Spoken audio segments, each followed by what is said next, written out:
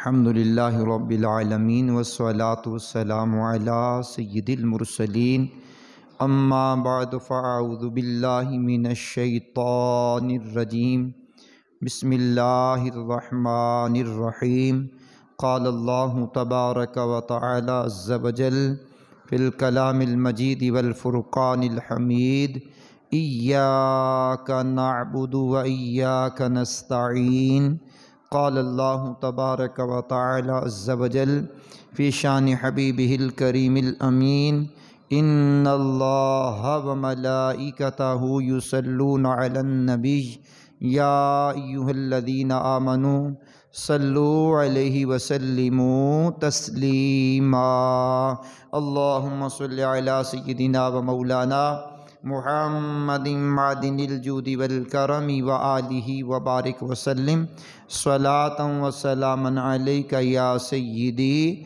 یا رسول اللہ صلی اللہ تعالی علیہ وآلہ وسلم۔ اللہ کریم کا کروڑ ہا کروڑ شکر ہے جس کی عطا اور توفیق سے آج ہم 17 شعبان المعظم سنہ 1444 ہجری بمطابق 10 مارچ 2023 کا یہ جمعہ مرکزی جامع مسجد انواری ممتاز آباد میں اس کی برکتیں لوٹ رہے ہیں۔ اللہ کریم ہماری اس حاضری کو قبول و منظور فرمائے۔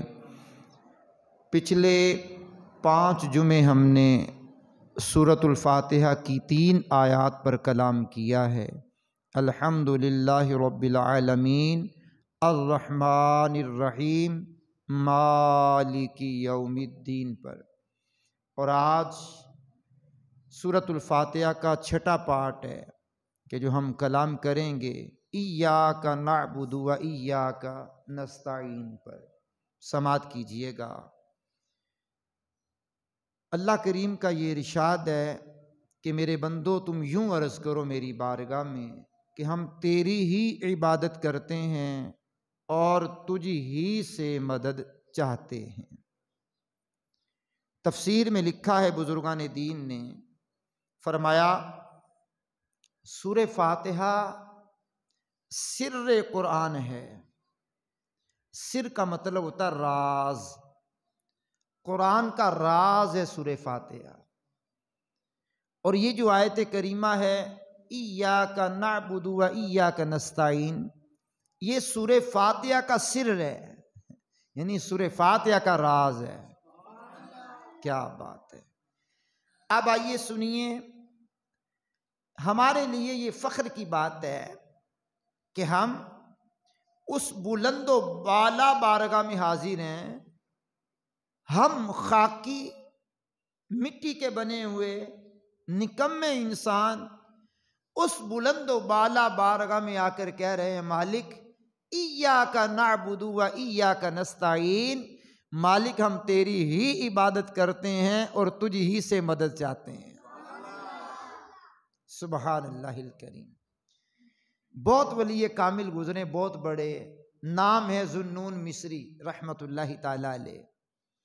آپ جب نماز کی نیت فرماتے تو عرض کرتے مولا وہ کون سے پاؤں لے کر کے تیری بارگاہ میں حاضر ہوں کہ جس سے تیری بارگاہ میں کھڑا ہو سکوں، وہ کون سی آنکھیں لے کر کے تیری بارگاہ میں کھڑا ہوں اور کعبۃ اللہ کی طرف نظر کروں، وہ کون سی زبان سے تیری تعریف کروں۔ نہ میرے پاؤں اس قابل ہے، نہ میری آنکھیں اس قابل ہے، نہ میری زبان اس قابل ہے کہ میں تیری تعریف کر سکوں مالک، لیکن اس در کی حاضری کے لیے مجبور ہوں، جیسا ہوں تیرے حضور حاضر ہو گیا ہوں، تو قبول فرما۔ میں کب آنے کے قابل تھا، رحمت نے یہاں تک پہنچایا۔ تیری رحمت شامل حال ہوئی تو میں تیری بارگاہ میں حاضر ہو گیا۔ تیری رحمت شامل حال نہ ہوتی تو میں اس بارگاہ میں آنے کے قابل تو نہیں ہوں۔ تیری بلند بارگاہ ہے لیکن تیرا حکم ہے جیسا بھی ہوں تیرا ہوں نا، مالک تیری بارگاہ میں حاضر ہو گیا ہوں، میری اس حاضری کو اپنی بارگاہ میں قبول فرما۔ عبادت تو استعانت، ایاک نعبد و ایاک نستعین، مولا ہم تیری ہی عبادت کرتے ہیں اور تجھ ہی سے مدد چاہتے ہیں۔ اس کا کیا مطلب ہے؟ آئیے ذرا سماعت کیجئے گا۔ اس کا مطلب عبادت کا، عبادت کسے کہتے ہیں؟ استعانت کسے کہتے ہیں؟ استعانت کسے کہتے ہیں؟ عبادت کسے کہتے ہیں؟ لغت میں عبادت کا معنی ہے انتہائی عاجزی، تذلل، انکساری۔ اسلامی نقطہ نظر سے عبادت کا مفہوم یہ ہے انسان پیار، محبت، اخلاص کے ساتھ اللہ کی اطاعت کرے، اسے عبادت کہتے ہیں۔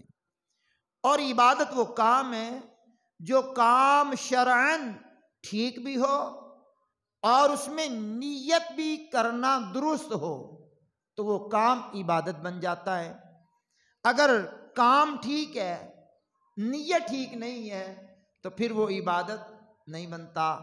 اگر نیت ٹھیک ہے لیکن وہاں نیت کرنا ٹھیک نہیں ہے تو پھر بھی وہ کام عبادت نہیں بنتا۔ دو مثالیں آپ کے سامنے رکھتا ہوں۔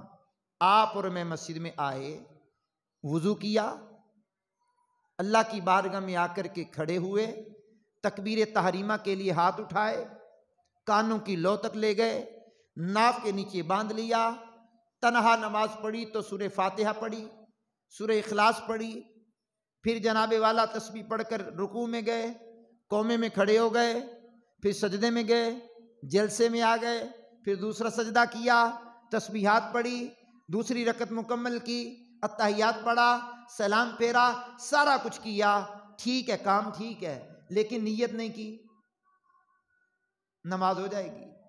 نماز تو نہیں ہوگی۔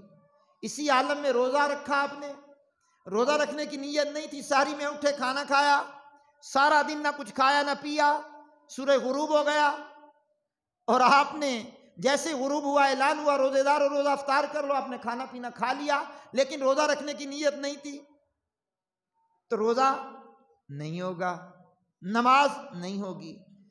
اور اگر کام ٹھیک نہیں ہے، چوری کی بندے نے، چوری کی، مال لوٹا اور نیت اس نے کی کہ مال لوٹ کر کے میں غریبوں کو دوں گا، مسکینوں کو دوں گا، کسی کی بیٹی کی شادی کرواؤں گا، تو بھائی یہاں نیت درست نہیں ہے، چوری کرنا حرام ہے، جہنم میں لے جانے والا کام ہے، تو کام ہی ٹھیک نہیں ہے تو نیت ٹھیک اس میں کیا کریں گے؟ کام ہی ٹھیک نہیں ہے۔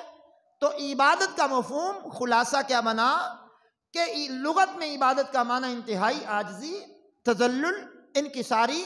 اسلامی نقطہ نظر سے عبادت کا کیا معنی ہے؟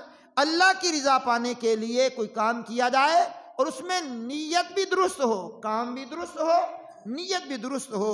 میرا مالک فرماتا ہے وَمَا خَلَقْتُ الْجِنَّ وَالْإِنسَ إِلَّا لِيَعْبُدُونَ، ہم نے نہیں پیدا کیا جنوں اور انسانوں کو فقط اپنی عبادت کے لیے۔ موت و حیات کا فلسفہ بیان کرتے ہوئے اللہ کی لاریب کتاب نے کہا الذی خلق الموت والحیات لیبلوکم ایکم احسن عملا، فرمایا ہم نے، اللہ وہ ہے جس نے موت اور زندگی کو تخلیق کیا۔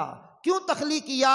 تاکہ تمہیں آزمائیں، پرکھیں تم میں سے کون اچھے عمل کرتا ہے۔ پھر مالک کائنات نے ارشاد فرمایا افحسبتم انما خلقناکم عبثا وانکم الینا لا ترجعون، کیا سمجھتے ہو ہم نے تمہیں بیکار بنایا؟ کیا تمہیں ہماری طرف پلٹ کر کے نہیں آنا؟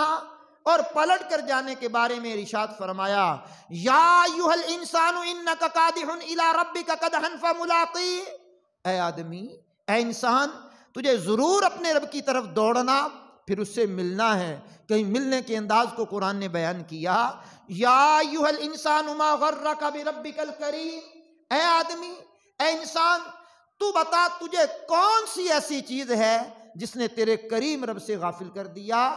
وہ تیرا مالک تجھے کھلاتا، پلاتا، چلاتا، سلاتا، اٹھاتا، تجھے نعمتیں دیتا، تجھے ساری نعمتوں سے نوازا، تو اس کریم رب سے غافل ہو گیا۔ کون سی چیز ہے بتلا؟ تیری تجارت ہے بتلا، تیری دکان ہے بتلا، تیرا کاروبار ہے بتلا، کون سی چیز سے، کون سی ایسی چیز تھی جس نے تجھے تیرے کریم رب سے غافل کر دیا؟ بہرحال سنیے ذرا، اب عبادت کا مفہوم خلاصہ سمجھ لینے کے بعد اب آئیے ذرا، علماء کرام فرماتے ہیں کہ عبادت ایک امانت ہے جسے بندہ ادا فرماتا ہے۔ اونچی بولیے ذرا جناب، بڑی مہربانی۔ عبادت ایک امانت ہے اور اہل کرم کا دستور ہے، اہل کرم کا دستور ہے جب امانت ادا کی جائے تو اہل کرم کی برکھا برسا دیتے ہیں، کرم کی برکھا برسا دیتے ہیں۔ آئیے سنیے، ایک صحابی کہتے ہیں میں نے ایک بدو کو دیکھا، دیہاتی کو دیکھا، وہ اونٹنی پر سوار ہو کر کے آیا، مسجد کے دروازے پر اس نے اونٹنی کو چھوڑا، چھوڑ کر کے مسجد میں داخل ہوا، مسجد میں داخل ہو کر کے اس نے اطمینان سے نماز پڑھی، سکون سے نماز پڑھی۔ اللہ کرے کہ ہمیں سکون سے نماز پڑھنا آ جائے۔ ٹکریں مارتے ہیں لوگ آ کر کے، بھاگتے ہیں، نہ رکوع ٹھیک کرتے ہیں، نہ سجدہ ٹھیک کرتے ہیں، نہ قیام ٹھیک کرتے ہیں، بس آئے اور جانے کی جلدی ہوتی کہ جلدی بھاگ جائیں، جلدی بھاگ جائیں۔ میں نے کہا واہ بھئی واہ، آئے اور گئے اور آنے اور جانے کا بھی پتہ نہیں ہے کہ کیوں گئے، بھاگم بھاگی میں آئے، بھاگم بھاگی میں گئے۔ صحابی کہتے ہیں کہ وہ بدو آیا، اطمینان سے اس نے اونٹنی کھڑی کی باہر اور مسجد میں داخل ہوا اور اطمینان سے نماز پڑھی، سکون سے قیام رکوع سجود کیے، دعا مانگی۔ جب فارغ ہو کر کے باہر آیا تو اس کی اونٹنی غائب تھی، اونٹنی وہاں نہیں تھی۔ اب راوی کہتے ہیں جو صحابی بھی ہیں، کہنے لگے میں نے دیکھا، اب اس بدو نے، اس دیہاتی نے، عرابی نے اللہ کی بارگاہ میں دعا کے لیے ہاتھ اٹھائے، کہنے لگا مولا میں نے نماز پڑھ کر امانت ادا کر دی، میری اونٹنی تیری امان میں تھی، مجھے واپس عطا فرما۔ کیا انداز ہے، کیا انداز ہے! میں نے نماز پڑھ کر امانت ادا کر دی، میری اونٹنی تیری امان میں تھی، مجھے عطا فرما۔ راوی کہتے ہیں میں دیکھ رہا ہوں وہ اس نے انہماک سے دعا مانگی، ابھی دعا مانگ کر فارغ بھی نہیں ہوا تھا، اونٹنی پر ایک سوار آیا، اونٹنی سے نیچے اترا، اس کا ہاتھ کٹا ہوا تھا، اونٹنی کھڑی کی اور چلا گیا۔ اب یہ واقعہ امام فخر الدین رازی رحمت اللہ تعالی علیہ نے تفسیر کبیر کی پہلی جلد میں سورہ فاتحہ کی تفسیر بیان کرتے ہوئے لکھا ہے، کسی عام بندے نے تو لکھا نہیں ہے۔ تو گویا جب بندہ اللہ کی امانت کو ادا کرتا ہے، نماز پڑھتا ہے، اس کے آگے جھکتا ہے، اب اس کی تعریف کرتا ہے الحمدللہ رب العالمین، پھر اس کی تعریف کرتا ہے الرحمن الرحیم، پھر اس کی تعریف کرتا ہے مالک یوم الدین، پھر اس کی تعریف کرتے ہوئے پھر اپنی عجز بیان کرتا ہے ایاک نعبد و ایاک نستعین، مالک ہم تیری ہی عبادت کرتے ہیں اور تجھ ہی سے مدد چاہتے ہیں، تو پھر وہ رحمتوں کی برکھا کیوں نہیں برسائے گا مالک جناب؟ سنیے جناب، سنیے جناب، اب کیا ہے؟ کریم آقا، رحیم آقا صلی اللہ تعالی علیہ وسلم کی مبارک حدیث آپ کے سامنے پڑھنے لگا۔ یہ بھی امام رازی نے سورۃ الفاتحہ کی تفسیر بیان کرتے ہوئے پہلی جلد میں لکھا ہے، کمال کی بات ہے، میرے کریم آقا علیہ السلام نے ارشاد فرمایا کہ تم خلوت میں اللہ پاک کے احکام کی حفاظت کرو، اللہ کریم بیابانوں میں تمہاری مدد فرمائے گا۔ خلوت میں اللہ رب العالمین کے احکام کی حفاظت کرو. خلوت کا معنی تنہائی میں اللہ کی احکام کی حفاظت کرو. موبائل پہ عجیب و غریب ڈرامے نہ دیکھو, فلمیں نہ دیکھو, فحش قسم کی جناب والا مناظر نہ دیکھو, بے پردہ عورتوں کو نہ دیکھو. اپنی تنہائیوں میں اللہ کے احکام کی حفاظت کرو, بیابانوں میں وہ رب ہماری حفاظت فرمائے گا.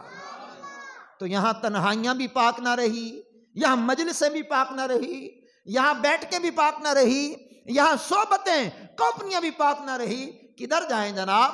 نہ دماغ صاف ہے, نہ عقل صاف ہے, نہ شعور, نہ سوچ, نہ وہم, نہ گمان, کوئی چیز بھی تو درست نہیں ہے. اللہ کرے یہ ساری چیزیں درست ہو جائیں, آدمی خود درست ہو جائے. رمضان شریف آنے والا ہے, آنے سے پہلے پہلے درست ہو جائے, اللہ کی عبادت کے لیے کمر بستہ ہو جانا. ہاں اب آپ سنیے ذرا حدیث رسول سننے کے بعد اب آئیے ذرا ہم آگے بڑھتے ہیں. میرے کریم رب نے فرمایا وَإِيَّاكَ نَسْتَعِينُ, اور یوں عرض کرو بار الہ ہم تجھ ہی سے مدد چاہتے ہیں. اونچی بولیے جناب. حقیقی مددگار اللہ ہی ہے. بولیے حقیقی مددگار کون ہے؟ پھر اونچی بولیے, تیسری مرتبہ بھی اونچی بولیے جناب. اللہ ہے, کوئی شک نہیں. حقیقی مددگار اللہ ہی ہے, حقیقی کارساز اللہ ہی ہے. اب آپ سماعت کیجئے, حقیقی مددگار تو وہ مالک ہے اور ہم اس کے محتاج بندے ہیں. وہ ہمارا پاک رب ہے. لیکن جب وہ امداد کروانا چاہتا ہے تو وہ خود امداد کرے یا کسی کے ذریعے مدد کروائے تو وہ بھی حقیقت میں اسی کی مدد ہوتی ہے. وَإِيَّاكَ نَسْتَعِينُ کے جملے ذہن میں رکھنا. سورۃ الفاتحہ کی 4 آیت کی دوسری یہ حصہ پڑھ رہا ہوں. فرمایا وَإِيَّاكَ نَسْتَعِينُ, اور ہم تجھ ہی سے مدد چاہتے ہیں, تجھ ہی سے مدد چاہتے ہیں. اب یہ ہے سورۃ الفاتحہ. اب پڑھنے لگا ہوں سورۃ البقرہ. مالک نے فرمایا وَاسْتَعِينُوا, ادھر وَإِيَّاكَ نَسْتَعِينُ, ادھر وَاسْتَعِينُوا بِالصَّبْرِ وَالصَّلَاةِ إِنَّ اللَّهَ مَعَ الصَّابِرِينَ. مدد چاہو, ہیلپ چاہو, امداد چاہو, بالصبر, صبر سے, والصلاة, اور نماز سے. بتائیے گا نماز اللہ ہے؟ اللہ تو نہیں ہے. صبر اللہ ہے؟ اللہ تو نہیں ہے. نماز ہے, صبر ہے. استعینوا, پیچھے یا ایھا الذین آمنوا استعینوا بالصبر والصلاۃ پوری آیت ہے. استعینوا, پیچھے ایمان والوں سے حکم ہوا. استعینوا, امداد چاہو. مالک کس سے چاہے؟ کس سے چاہے؟ کبھی صبر سے, والصلاۃ, نماز سے. ان اللہ مع الصابرین, اللہ صبر کرنے والوں کے ساتھ ہے. تو یہاں نماز سے جو مدد لینا ہے, صبر سے جو مدد لینا ہے, یہ بھی حقیقی طور پر اللہ ہی سے مدد لینا ہے. اب چلیے سورہ آل عمران میں مالک فرماتا ہے وَلَقَدْ نَصَرَكُمُ اللَّهُ بِبَدْرٍ وَأَنْتُمْ أَذِلَّاء فَاتَّقُوا اللَّهَ لَعَلَّكُمْ تَشْكُرُونَ. تحقیق میدان بدر میں اللہ نے تمہاری مدد کی جب تم بے سر و سامان تھے, اور اللہ کا شکر ادا کرتے رہو. ٹھیک, اب میدان بدر میں مالک نے خود آ کر کے مدد کی ہے. سوال ہے میرا, سیدھی بات ہے, میدان بدر میں بثلاثۃ آلاف من الملائکۃ, پھر پہلے الف من الملائکۃ ہے, پھر ثلاثۃ آلاف من الملائکۃ, پھر خمسۃ آلاف من الملائکۃ ہے. پہلے 1000 فرشتے, ماشاءاللہ, پہلے 1000 فرشتے آئے, پھر 3,000 فرشتے آئے، پھر 5,000 فرشتے آئے، انہوں نے آ کر کے کافروں کی گردنیں کاٹی، کافروں کے سر کاٹے۔ مالک تو فرماتا ہے وَلَقَدْ نَصَرَكُمُ اللَّهُ بِبَدْرٍ وَأَنْتُمْ أَذِلَّةٌ فَاتَّقُوا اللَّهَ لَعَلَّكُمْ تَشْكُرُونَ۔ مالک تو نے میدان بدر میں مدد کی ہے جب بے سر و سامان تھے اصحاب، اور اللہ کا شکر ادا کرو تو نے کہا ہے۔ تو مالک یہ فرشتوں کی مدد کو بھی تو نے اپنی مدد کہا۔ یہاں صبر سے مدد لینے کی بات، نماز سے مدد لینے کی بات، اور وہاں میدان بدر میں فرشتوں نے مدد کی تو اللہ نے اس مدد کو بھی اپنی مدد قرار دیا۔ اب میں سورۃ الفیل پڑھ رہا ہوں، توجہ دینا۔ اب اللہ کے کعبۃ اللہ مشرفہ کو گرانے کے لیے ابرہہ کا لشکر آیا ہاتھیوں پر سوار۔ سورہ فیل کی تفسیر میں پڑھ لیجئے گا۔ الم تر کیف فعل ربک باصحاب الفیل، حبیب آپ نے نہ دیکھا، آپ نے نہ دیکھا ہم نے ہاتھی والوں کے ساتھ کیا کیا؟ وہ ہاتھی والے جب آئے کعبے کو گرانے کے لیے تو مالک نے چھوٹے چھوٹے پرندے ابابیل بھیجے، ان کے چونچ میں کنکر، پاؤں میں کنکر، ہاتھی والے سوار کے سر پر ایک کنکر ڈالتے، لوہے کی ٹوپی کو چیرتا، بدن کو چیرتا، ہاتھی کو چیرتا، نیچے گرتا، ہاتھی بھی مر جاتا، ہاتھی والا بھی مر جاتا۔ مالک یہ کس کی مدد تھی؟ فرمایا ہماری۔ وَإِيَّاكَ نَسْتَعِينُ، ہم تجھ ہی سے مدد چاہتے ہیں۔ سورہ فاتحہ کا مضمون چل رہا، ہمارا چھٹا جمعہ ہے، چوتھی آیت ہے یہ۔ وَإِيَّاكَ نَسْتَعِينُ، مالک تجھ ہی سے مدد چاہتے ہیں۔ تو مالک نماز سے بھی مدد، صبر سے بھی مدد، میدان بدر میں فرشتوں سے مدد، ٹھیک ہے، فرشتوں سے مدد، اور مالک او صحاب فیل، وہ ابابیل سے مدد۔ حقیقی مددگار اللہ ہے، چاہے مالک ان چھوٹے پرندوں سے مدد کروا لے، چاہے فرشتوں سے مدد کروا لے، چاہے میرا مالک نماز سے صبر سے مدد کروا لے، چاہے انبیاء سے مدد کروا لے، چاہے اولیاء سے مدد کروا لے، چاہے صحابہ سے مدد کروا لے، چاہے اپنے نیک بندوں سے مدد کروا لے۔ یا ایھا الذین آمنوا ان تنصروا اللہ ینصرکم، اے ایمان والو اگر تم اللہ کے دین کی مدد کرو گے اللہ تمہاری مدد کرے گا۔ وَيُثَبِّتْ أَقْدَامَكُمْ، اور تمہارے قدموں کو جما دے گا، مدد بھی کرے گا اور تمہارے قدم بھی جما دے گا۔ تو حقیقی طور پر مددگار اللہ ہی ہے، لیکن وہ جس سے چاہے مدد کروا دے۔ آپ سمجھیے اس بات کو۔ آپ میں سے، ہم میں سے کوئی بے روزگار تھا، اس کو روزگار کسی دوست کے ذریعے مل گیا۔ آپ ملے تو پہلے پریشان تھا، جب بعد میں ملے کیا حال ہے جناب، کیا صورتحال ہے روزگار کی، اس نے یوں ہاتھ باندھے اور اللہ رب العالمین کی جناب میں کہا یار اللہ نے مجھے روزگار دے دیا، اللہ نے مجھے روزگار دے دیا۔ بتائیے ذریعہ کون بنا؟ بندہ بنانا، کوئی سیٹھ بنا، کوئی دوست بنا، کوئی یار بنا، اس نے آپ کو کام پہ لگایا، اور آپ کی زبان سے کیا نکلا کہ اللہ نے یار بڑی مدد کی میری، مجھے کام دلوا دیا۔ تو میں نے کہا مسلمان جانتے ہیں حقیقی مددگار اللہ ہی ہے۔ آپ گئے روزی کمانے کے لیے، ایک گاہک آ گیا، اس نے سارا آپ کا سودا سلف خرید لیا۔ کوئی صاحب ملے، کہا کیا بنا جناب؟ کہا یار آج اللہ پاک نے بڑی روزی دی ہے، اللہ پاک نے بڑی روزی دی ہے۔ کمال کی بات ہے جناب۔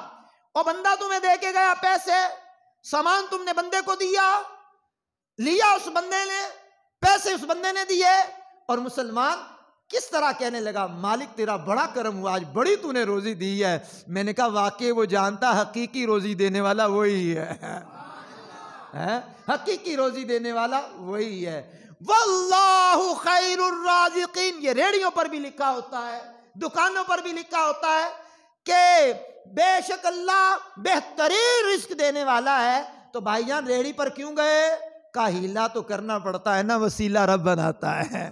تو مالک ہے، اس نے روزی دی ہے، بندوں کے ذریعے دی ہے، اب اس نے مدد کروائی چاہے وہ مدد صبر سے کروائی، چاہے وہ مدد نماز سے کروائی، چاہے وہ مدد فرشتوں سے کروائی، چاہے وہ مدد ابابیل سے کروائی، چاہے وہ مدد انبیاء سے کروائی، اولیاء سے کروائی، اہل بیت سے کروائی، صحابہ سے کروائی، مومنین سے کروائی، جتنوں نے مدد کی آج خود مدد نہیں کی، اللہ کی عطا سے مدد کی ہے۔ اب آئیے ذرا سنیے جناب، ایک دو باتیں آپ کو بتانے کی کوشش مزید کرنے کی کوشش کر رہا ہوں۔ میرے حضور سراپا نور علیہ السلام کی مبارک شریعت میں ہے، اور اس حدیث کو مصنف ابن شیبہ نے لکھا ہے۔ اور سنیے گا ذرا، میرے کریم آقا کے صحابی ہیں حضرت سیدنا ابان بن صالح روایت کرتے ہیں، مشکل کشا نبی، حاجت روا نبی، رسول ہاشمی نبی، اللہ کے آخری نبی۔ اونچی بولیے جناب۔ صلی اللہ تعالی علیہ وسلم نے ارشاد فرمایا، اگر تمہارا جانور زمین میں بھاگ جائے اور وہ بیابان زمین ہو، تمہیں وہاں کوئی بھی نظر نہ آئے کہ جو ہیلپ کر سکے، جانور کی تلاش کر سکے، جانور تلاش کر کے دے سکے، جب تمہیں کوئی بھی نظر نہ آئے تو یوں پکارا کرو۔ حضور نے وہ لفظ بتائے کہ کس طرح پکارنا ہے، سنیے، اعینونی عباد اللہ، اے اللہ کے بندو میری مدد کرو۔ اور اونچی بولیے ذرا جناب۔ پھر سنیے، حضور نبی کریم علیہ السلام نے فرمایا، یوں کہا کرو، اعینونی عباد اللہ، اے اللہ کے بندو میری مدد کرو۔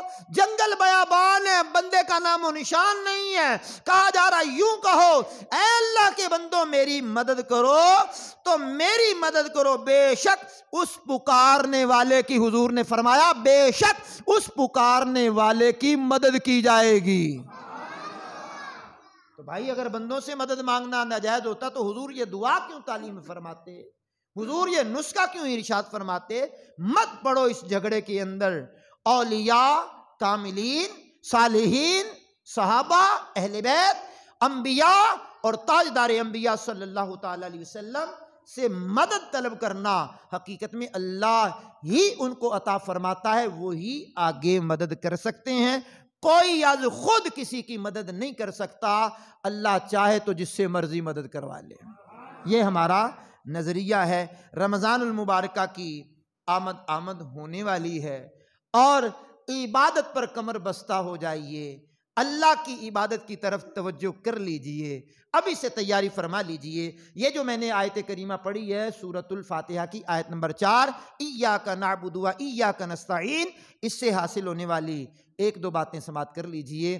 پہلی بات کہ ہم تیری ہی عبادت کرتے ہیں، بزرگوں نے لکھا اس میں با جماعت نماز پڑھنے کی طرف اشارہ ہے، میں نہیں کہا، ہم تیری ہی عبادت کرتے ہیں، ٹھیک ہے؟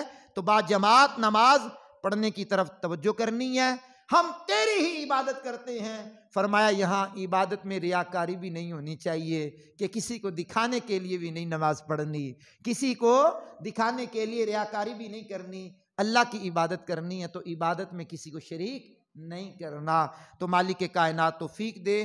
رمضان المبارکہ کی آمد ہے، 17 رمضان ہے، کم و بیش 13 یا 12 دن رہ گئے ہیں، یہ شعبان المعظم ختم ہو جائے گا، اور پھر رمضان المبارکہ کا چاند نظر آئے گا، اور ہر طرف مسجدوں کی رونق بڑھ جائے گی۔ تو ابھی سے اپنا ذہن بنا لیجئے، روزہ رکھنے کا پکا ذہن بنائیے، تراویح پڑھنے کا پکا ذہن بنائیے، تلاوت کرنے کا پکا ذہن بنائیے کہ اب میں نے تمام معمولات سے فراغت پا کر صرف اللہ کو راضی کرنا ہے۔ سیزن ہے نا، تو سیزن میں کسی کی بات بھی بندہ نہیں سنتا، آج کل سیزن ہے جناب، سیزن ہے جناب، آج کل میں بیزی ہوتا ہوں جناب۔ ابھی سے آپ مصروفیت اپنی بنا لیجئے، کتنے نوافل پڑھنے ہیں، کتنا اللہ کی راہ میں صدقہ خیرات کرنا ہے، مال کا حساب کر کے کتنی زکوٰۃ نکالنی ہے، 2.5% تو ساری ہے، 40واں حصہ ہوتا ہے۔ 1000 کے پیچھے جناب والا، 1000 کے پیچھے 25 روپے ہوتے ہیں، لاکھ کے پیچھے 2500 روپے ہوتے ہیں، تو یہ اللہ کی راہ میں دینا چاہیے، اللہ کی راہ میں ضرور دینا چاہیے۔ اسی انداز میں اسی انداز میں فطرہ بھی ہوتا ہے اس ماہ میں، اور اسی انداز میں زکوٰۃ بھی نکالتے ہیں۔ اللہ کی راہ میں لوگ افطاریاں بھی کرواتے ہیں، سحریاں بھی کرواتے ہیں، تو اللہ کی راہ میں دینے کا ذہن آپ بنا لیجئے گا۔ رمضان آنے سے پہلے پہلے معمولات کو سمیٹ لیجئے گا اور عبادت کے لیے کمر بستہ ہو جائیے گا۔ عرشوں کا مالک میری آپ کی حاضری کو قبول فرمائے۔ آئندہ جمعہ جو ہمارا ہوگا انشاءاللہ الکریم ایاک نعبد و ایاک نستعین ہم نے کمپلیٹ کیا۔ آگے ہم پڑھیں گے اہدنا الصراط المستقیم صراط الذین انعمت علیہم غیر المغضوب علیہم ولا الضالین۔ آگے کی طرف ہم بڑھیں گے۔ وآخر دعوانا ان الحمد للہ رب العالمین۔